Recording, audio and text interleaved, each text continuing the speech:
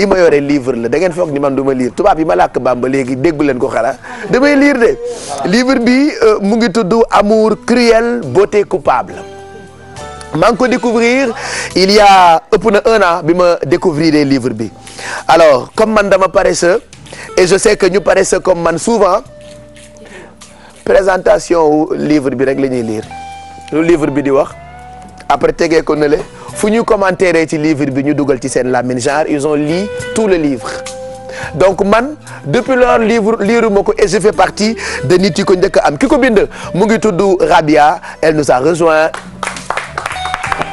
Elle n'a jamais voulu parler de son livre à la télé elle voulait juste faire le livre parler de cette histoire assez cruelle bi ngeen mën a fekk ci livre bi mais depuis un moment elle s'est dit il faut que mu ñëw pour wax ci pour gërëm sénégalais yi parce que bu doon ci dëkk yu mag yi la ñu nekk ba tey livre bi dafay nekk li ñu tuddee best-seller parce que noonu la ñuy sargalee bindkatu livre yi donc elle est là ce matin pour nous parler de ce livre mais aussi wax ñu ci nga xamante ni moo ngi ci bonjour Rabia. Bonjour Pape Cheikh. na nga def. maa ngi fi mbay yaa ngi ci jàmm. maa ngi sant yàlla. gis ngeen ni mu rafetee sama xarit bi en plus sama xarit la. ah ouais c'est ses yeux ah tu as vu elle a de beaux yeux ah. ah bien bi. donc livre bi Amour cruel beauté coupable amateuru littérature xam nañu livre bi parce que ëpp na 1 an bi mu génnee ak léegi nii. mais pourquoi vouloir remercier les Sénégalais. en fait livre bi bu mu génnee. vraiment dama ci am ay retour yu bari yu baax. donc en fait c'est un livre qui transcende les générations. mag yi mën nañ ko lire di ci gis seen bopp parce que bon problème de conflit de génération lay indi. donc parents yi ñu bari dañ ko lire gis ci seen bopp. xale yi tamit lire ko gis ci seen bopp. donc après dama am pour man chance la parce que. Après ñu bëri dañu je veux dire j'ai reçu beaucoup de retours de mails de jeunes filles qui avaient lu qui avaient beaucoup apprécié. Il y en a même une ndeysaan du ma ko bës a fàtte elle m'avait fait un message elle mu ngi doon jàng Saint-Michel l'année dernière. mu yónnee ma benn message nee na dafa lire livre bi mu lire ko récréation guddi bi mujj bi nee na mënul nelaw affaire bi di ko jooyloo parce que dafa xalaat. dafa dem ba dugg ci livre bi daal. voilà elle a vraiment vécu intensément donc loolu yëpp bu mu amee ma ne bon voilà man ak yow yàgg nañ ci waxtaan ak yooyu. Puis l'occasion s'est présentée je me suis dit que dinaa ñëw pour wax si voilà alors voilà. Histoire bi pour ñu ko xamul pourquoi on fait l'entretien en wolof même si littérature la ñuy wax dañu bëgg sénégalais yi nga xam ne yéen a ngi seetaan ngeen xam yu bëri ci fi am ci wàllu lecture par exemple parce que livre mu ngi place am ba tey et que di dem di lire dafay yokk xam-xam yokk sa possibilité gën a dégg tubaab mais en même temps dañu lay raconter ay histoires yoo xamante ni boo dee lire livre bi c'est comme si da ngay nekk ci biir pour ñëwaat un peu ci histoire bi nga nettali ñu ko rek ci tënk. en fait histoire bi day wax ci waxu benn xale bu jigéen mu tudd Iman. donc Iman dafa am ay parents yi nga xamante ne ñoom ils sont de l'ancienne vieille école lañ koy woowee. mooy mag yi nga xamante ne seen yar vraiment dafa strict. mu dëkk ci koñ bi nga xamante ne dafa bokk ak ay xale yi nga xam ne ñoom seen parents yi strict ñu noonu. muy dem di génn di gis. mais xamul woon ne que parents yi li ñuy nekk di ko tëj waajur yi li ñuy nekk di ko tëj dañu bëggoon di ko defar. di ko protéger. bu mu demee nag ba bëgg génn xamal boppam parce que dañ ko doon tëj mu dem ba lijjanti ay moyens comme fii ñu bëri lu ñuy def di fàq di def yooyu noonu. xam nga fu xale voilà. léegi bu mu demee ba génn bu mu génnee mu bëgg xam nga rek affaire jeune fille bëgg nga yaa ngi lire ay Harlequin yaa ngi seetaan ay télénovelas bëgg nga xam lan mooy amour. mu dem nag ak ay copines am bëgg dugg ci dëkk bi.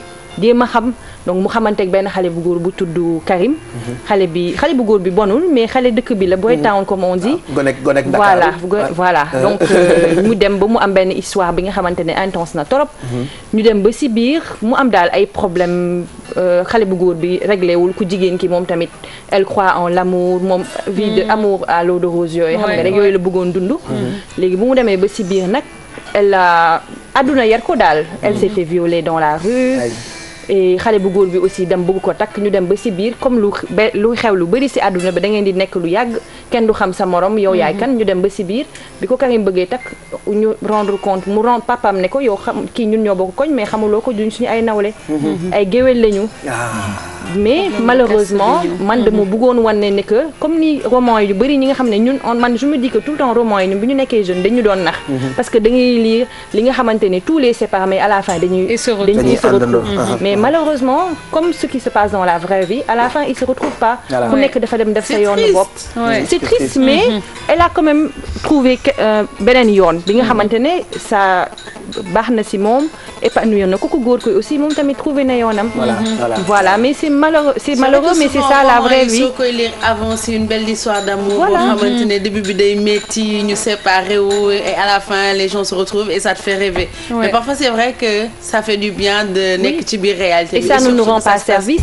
parce que ñun dañ koy lire yaakaar ne que loolu mooy vrai àdduna léegi nag nga dem ba si biir xam ne que bon la vie c'est pas comme dans les films c'est pas comme dans les et que parallèlement li nga bind ci livre bi daanaka loolu la ñuy dund da ngay gis léegi waajur yi dañuy yar bu baax ci biir kër yi ñu tuddee leen comme li ñu wax léegi la vieille école mais teewul xale yi léegi mbedd bi moo leen di yàq du bokk ak liñ leen di yaree moo tax souvent bu xale xawee def mbon tem ñu ne yaruñu ko bu baax fekk parents yi ñu ngi yar sax ci biir kër yi lu ci ëpp mais bu ñu génnee ci école bi ci mbedd bi et tout ça et c'est un peu histoire boobu la ñuy mën a lire ci livre bi di Amour cruel beauté coupable un livre qui est toujours disponible. Ouais, c'est toujours disponible à la librairie en fait librairie éditeur bi la L'Harmattan. Donc foofu la disponible bi nekk point E ak bi nekk ci VDN bi ak bi nekk Almadies. Voilà. C'est aussi disponible sur internet. Donc bu ñu tapé turu livre bi rek ci Google dina génn. Voilà wala sama tur. J'espère que duñu ko lire ba pare di jooy. après page yi am na ñi nga xamante ne franchement nee nañ ma dañ ko lire ñu jooy. voilà j'ai eu un voisin bi nga xamante ne moom c'est un cinéaste. nee na man maa tax mu continuer livre bi. parce que moom da doon voyager di dem Chine. nee na bu mu liree ba si étape ba si kiiwu viol bi rek nee na dafa tëj livre bi. parce que dafa mer. non mais nee na après il a pensé à moi et tout après nag mu continuer livre mais forcément dina am lu mu def si nit ki. absolument et bon voilà ça moi ça m'a quand même fait plaisir parce que sama xol laa bindee parce que je voulais quand même sensibiliser le public sur un certain nombre de choses. Comme que atteindre naa objectif boobu rek. Donc voilà alhamdulilah. Donc le prochain pare naa ko presque. c'est pare naa ko depuis presque 2 ans mais affaire bind inspiration la laaj. donc man nu may bindee du ma forcer sama bopp. su ma am mën naa toog 6 mois tëj livre bi bu ma amee inspiration rek dem di baat bind.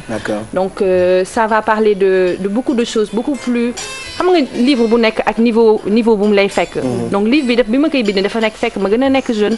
donc là entre temps je me suis mariée j'ai eu des enfants donc am na yeneen problématiques yi nga xamante ne.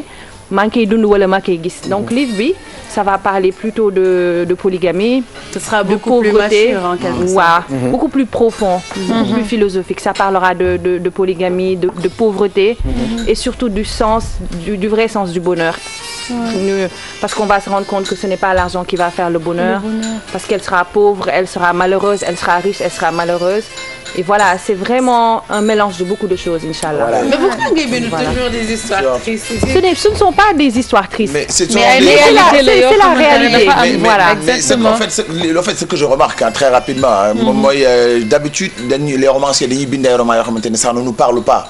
Mais Bi, ça nous parle parce que ça parle. En fait, ça nous fait plus rêver, alors que Bi, c'est rentré dans les réalités. Mais est-ce qu'il y a une parle aussi tamit continuité, c'est-à-dire que Bolon Djugé Turma, Bingen Dem Set est un grand cinéaste, Dior Coco, Moumonko, voilà.